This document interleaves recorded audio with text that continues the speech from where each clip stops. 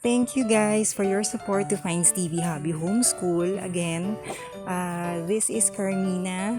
I am a single mom and now my son is in college, so I have so much more time to do this vlog. So I'm all about solutions, strategies, methods on how to do things. Do it yourself, anything guys, chores, doing chores, cleaning up, organizing, that I'm trying to really develop as I stay at home, and I wanted to, be a blessing to many.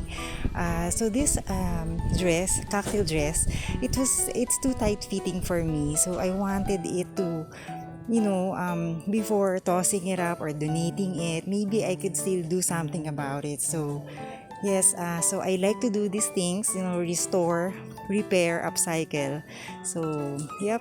And so what I did, I cut this part of the dress. I totally just straight cut it. Don't be scared, guys. So just cut it.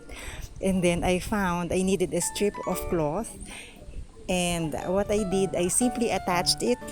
Of course, when you cut it, right? So the two attachments are already separate, so you have to just sew it onto the sides. Guys, always remember to use the ugly side up, ugly side down with the ugly side of the original dress.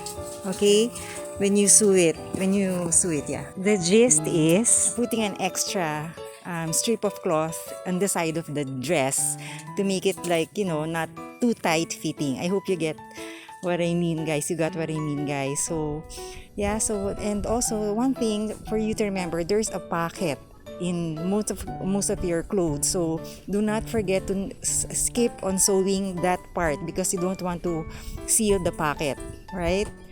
So yeah, so I skipped that part and then I just hemmed it. Yeah, so I hope guys you learned something from this. Take care and keep doing things, keep being creative. Again, this has been Carmina.